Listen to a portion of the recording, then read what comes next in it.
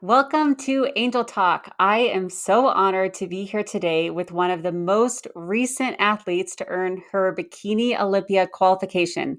We are going to dive deep into her competition journey and learn about how she made it to the most prestigious stage in bodybuilding. Welcome to Angel Talk, Ndeye Ndour. Thank you so much. And thank you so much for having me. This is such a great opportunity. I feel very honored. Yeah, well, I know you have a lot of wisdom to share to our listeners, and we have so much we can learn from you. Well, wisdom is a big word, but I guess whatever I have learned. Yeah. So let's just dive right in. So let's start from the beginning. Why did you start competing? When did you start competing? Give us your journey in a nutshell. Well, pretty much I had never really heard about bodybuilding before. I grew up in Africa. And so coming to the States, to me, it just wasn't something that I was exposed to in the beginning. So last year, in December, I was at a champagne festival with a couple friends, and our husbands were talking, and I had mentioned it a couple times, and my husband talked to her husband, and next thing you know, we decided to do a show together in April, and that's pretty much how I got started. And so we, she had her own coach, I had my own coach, and we prepped, and it ended up being my first show, and I did that one and never stopped. Yeah. So this was April of 2000 this 20. year. Yes, ma'am. April of Okay. this year. So I knew your story was crazy. That's why I wanted to hear it from you because your first show, I think this is a record. Your first show was what show was that? The It was the Clash. Panhandle Showdown. The Um, Panhandle Showdown, and you won it all. You got overall winner, yes, and so that was April, and then in May, you competed at Junior USA's, I did. I got did. your pro card, I got my and pro. then It was surreal. 2 weeks ago, you got your Olympia qualification. I did. I did. I mean, everything is just happening, and I don't think I even had time to just sit down and process what has happened. I remember, well, really last year at this time, I had no ambitions. I didn't even really know about bodybuilding, and I was planning a trip to Brazil, and I ate so much. I gained 20 pounds. I really did. And so this is just very surreal for me to be even sitting here today talking about this. Yeah, like, do you even understand, like, that how rare this is? And I'm pretty sure I'd have to do a little bit of research, but I think this is the record for first show of true novice to the Olympia stage in what, 7 months, 8 months? 5 months, yeah. But Oh, yeah, 5 months. somebody had said that, and like you said, I don't even think I realized what it what has happened just because I haven't been in the sport long enough to appreciate it. But the more I go, the more I'm appreciating everything, and especially meeting all these amazing, amazing athletes. Everybody is so nice, so helpful backstage. So just to learn about other people's stories is really making me appreciate mine a little bit more. Yeah, and what is your athletic history? So again, back to Africa, I grew up, didn't really do any sports. It's not like here, where in high school you have so many options as far as sports. I mean, we did things, but I think the most I had done was running, and I wouldn't even be able to tell you what my stats were because it wasn't that serious. Yeah. And then coming from that, when I moved to the States, I got pretty serious into ballroom dancing. So I guess that was probably closer to um, whatever athletic or sports you would say that I ever got to. Yeah. And I went to college at the Air Force Academy, so that also, I guess, gave me a pretty big athletic background. And other than that, it was just lifting. And I remember when I got pregnant with our first kid, I wanted to make sure that I was healthy throughout the pregnancy and quote unquote bounce back, like people say. And Yeah. so I worked out pretty intensely after my first baby. And then COVID hit, and I got pregnant again, then trying to bounce back after the second baby as well. So, no formal, oh, I did cheer or track or whatever, but yeah, just a couple things here and there. Yeah, I find that athletes that have a background in something like track or even being in, you said the armed forces, where I'm sure you learned weight training through them and were going through their, training, you build that solid base of muscle. And then you combine that with something artistic like ballroom dancing. Yeah, And when you put those together, it can be an amazing background for athletes. I love dancing, and I tell people, if you're looking for cardio to do on prep for yeah, fun, dancing is a great one because it does translate into posing, especially something like ballroom dancing. absolutely. I remember there were days when I didn't get my steps. And so I would just go dance. Yeah, There's this little place here on Thursdays, and I was like, well, I don't have my steps. I got to get them before midnight. So I went dancing, and next thing you know, I'm way over what I needed and had fun. So, yeah. And dancing also lowers cortisol, which is also very helpful yes, when you're in prep. yes. I mean, it's just all around such a great, great, great activity. I can't even say enough good things about dancing. Yeah, so let's talk about your glutes because your glutes are phenomenal. So I want to share a story with you.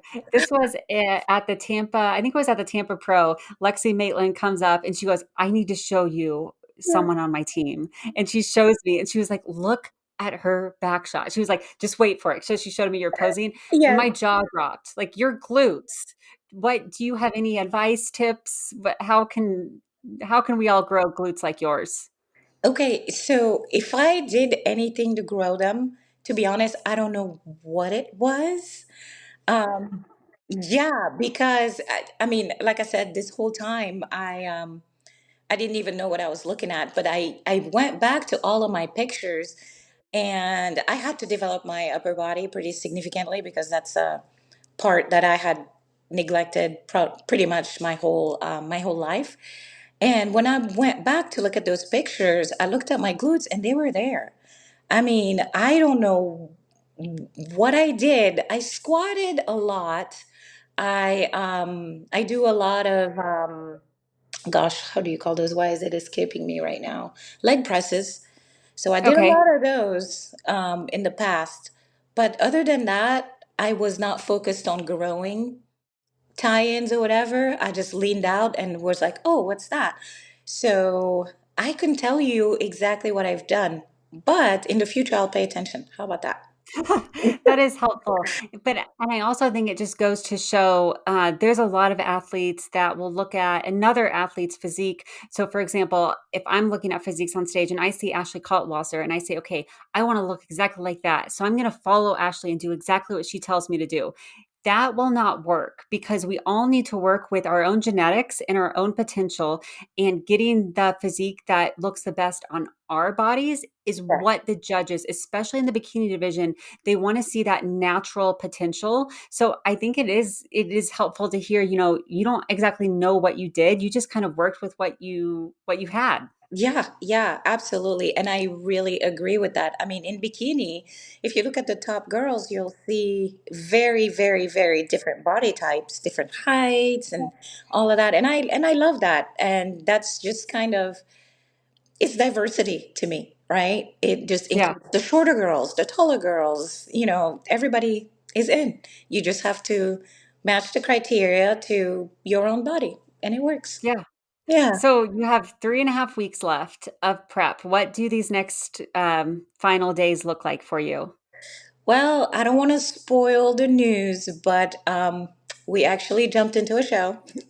Okay. Yeah. That's So, exciting. so we're going to do that, and then other than that, it's just cruising, and I'm just So happy and so excited for the Olympia. I just am doing everything I can every day to get ready for it. So Yeah.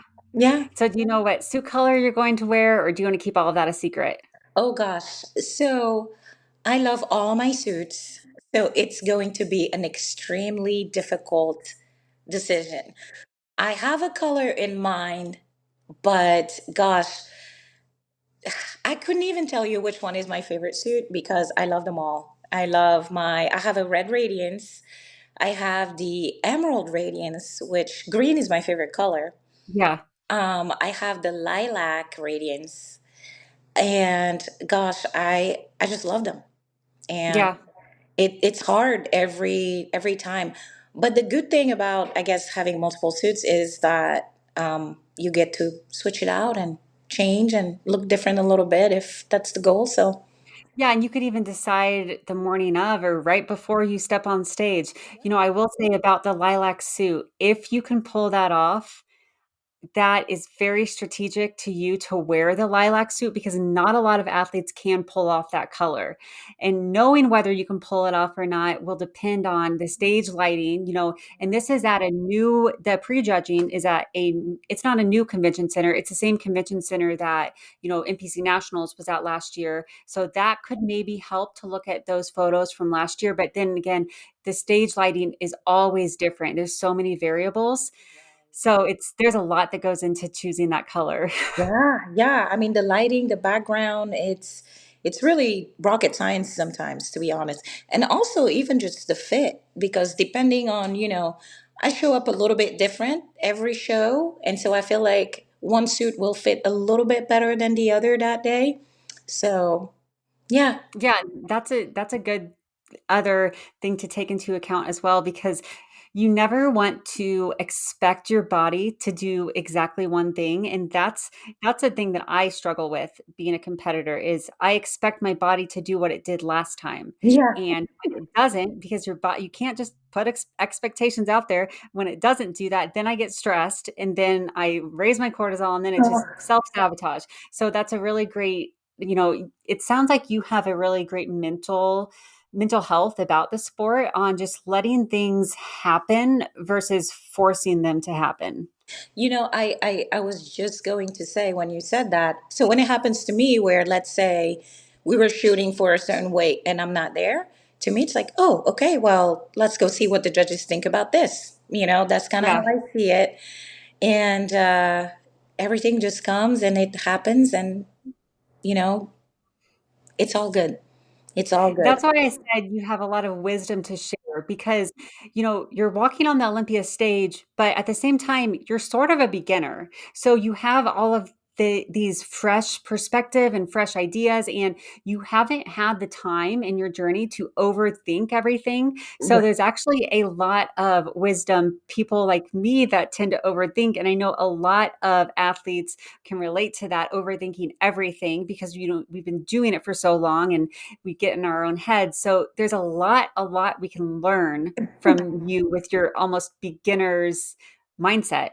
Oh, it is a beginner's mindset. I mean, I have amazing teammates at Team Pro Physique, and it's funny the things that they teach me, and they like, oh, this little thing and that little thing, and I'm sitting there like, oh, am I supposed to be doing this? Am I supposed to be doing that? So it's just kind of funny from that standpoint, but also, like you said, I have met people who have been in the sport for a little bit longer, and I feel like they don't even enjoy it anymore. And it's a little bit sad for me to see because for me, I mean, everything is learning. If I'm winning, it's learning. If I didn't win, then hey, it's just an opportunity to go to the judge and say, hey, what could I have done better? And they tell me, and then I have a goal for next time.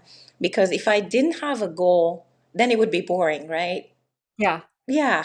So do you have any type of goals for the Olympia placings or what is your mindset going into the Olympia? So I do have goals I would like to place. It's kind of, I have two brains here. One of them is saying, well, go for it. Like you've done the work.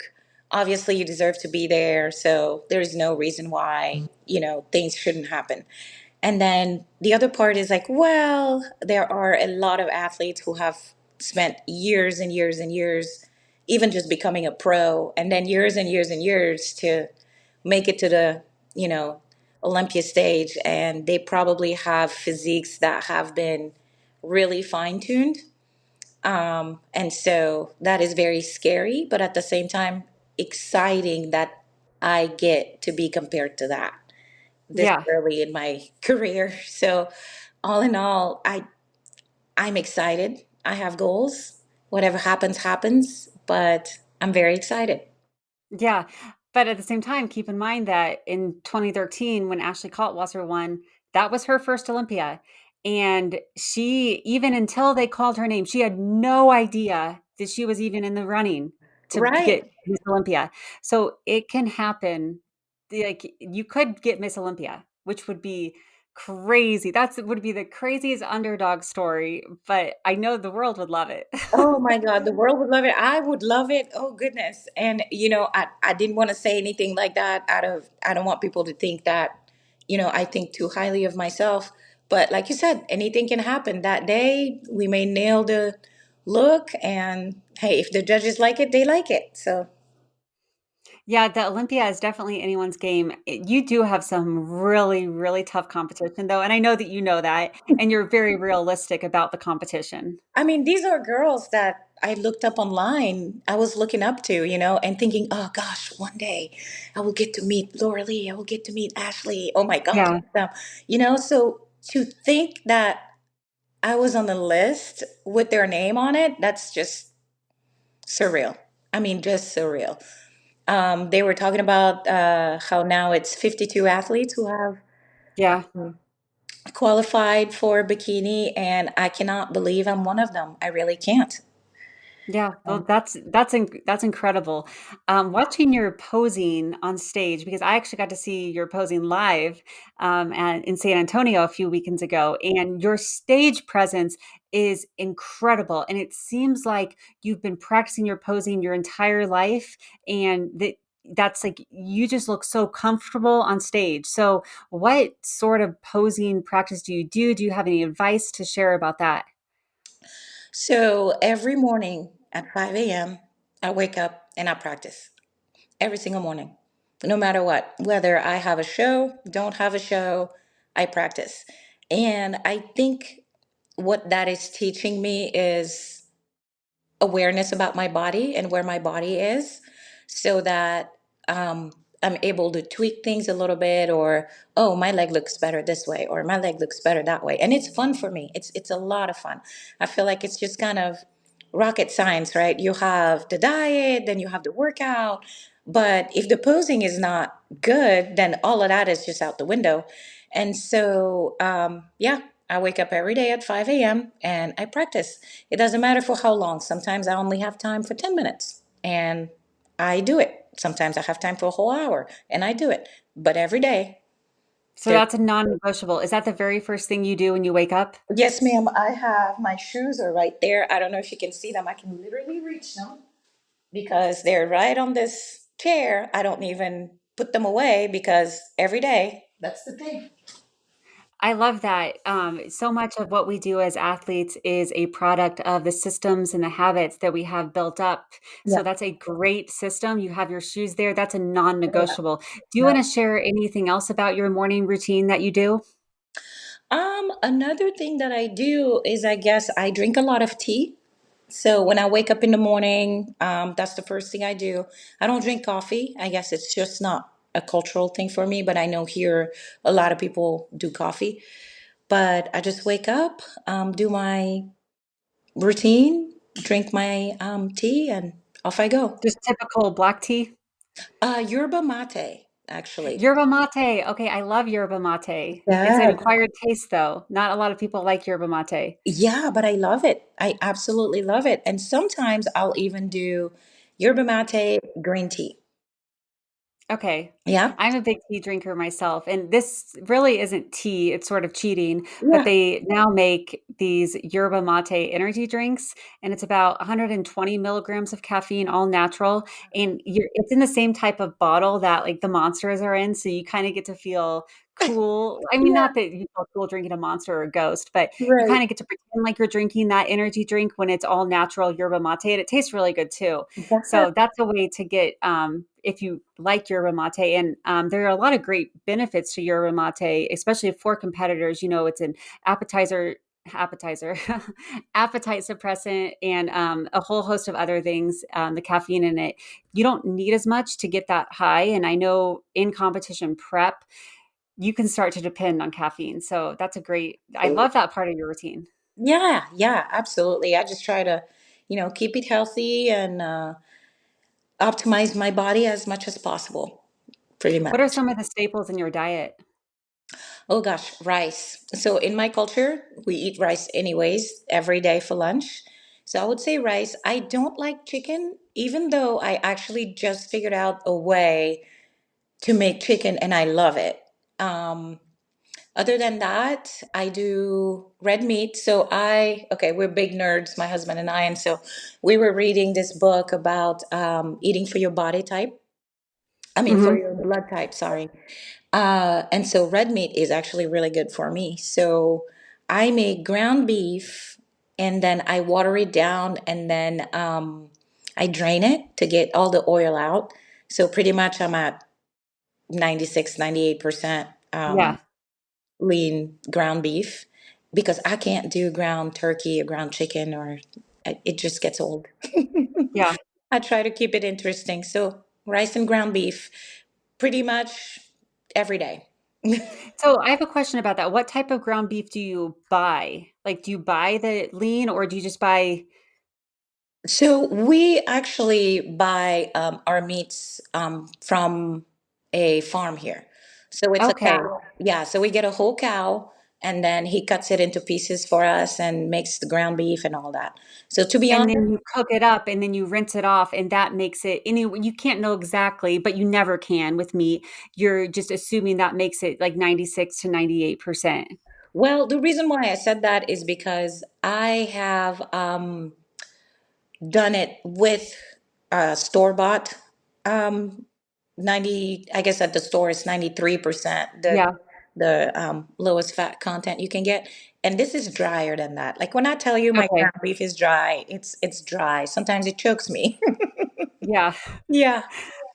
I'm a nerd about stuff like that, and I love nutrition, and I've purchased the, regular ground beef, that has all the fat in it, and then, after I cook it, let it sit, like, at an angle, and if you Uh-huh. weigh the fat that it comes off, you can actually get it to whatever leanness you want if you Okay. strain it. So, like, things like that, competitors, a lot of us, we don't really talk about, but it's simple when you think about it, down to the science, just rinse off the fat, and then you can have whatever percentage you want, which is helpful when you're trying to be more organic and get the whole cow. Absolutely, absolutely. And that's so smart what you're saying. And then, with the fat, we just make tallow. I don't know if you know about tallow. Yeah, yeah. Yeah, yeah. Like, let's say my husband gets a steak and I can't eat it.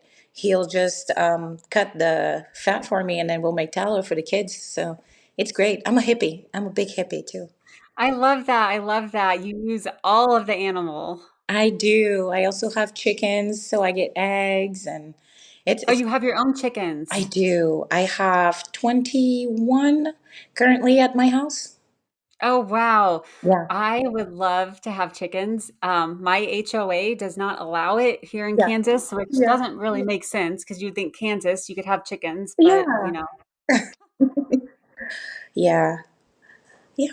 So, as we end up here, this podcast, let's leave the listeners with, a quote or advice or something that, maybe what gets you going, and what fuels you to do what you've done. I think what I want people to remember is to have fun. Just have fun and be a good person. I know that I sounds love weird, that. right? But just have fun, be a good person, don't get wrapped into things and live your life and enjoy it because at the end of the day, regardless of placings on stage, did you have fun? Because that was a day, 2 days of your life that you just spent, doing something. So make sure you're having fun when you're doing it. So, I love that. That's great advice. yeah. Have fun, be a good person. Okay, well, Midday, this was such a pleasure to talk to you, and I would love to have you on again after the Olympia where we can dive deep in what it's like to be on that prestigious stage, because I'm sure our listeners would love to hear firsthand your experience. Yes, absolutely. And then we can talk about why I picked the suit I picked. Yes. Okay. So we're going to do this. Maybe Yeah. sometime in December, we will chat again. Thank Sure. you so much for your time. And I am rooting you the best of luck in your upcoming show. And then I will be there to watch you and cheer as loud as I can for you. And I almost said Vegas, but I'm going to Orlando Yeah. for the Olympia, not Vegas. Yeah. Okay. Absolutely. Thank you so much for everything, and thank you for having me. I really appreciate the opportunity to share a little bit about myself. Oh, well, it was a pleasure. Thank you. Bye. Bye.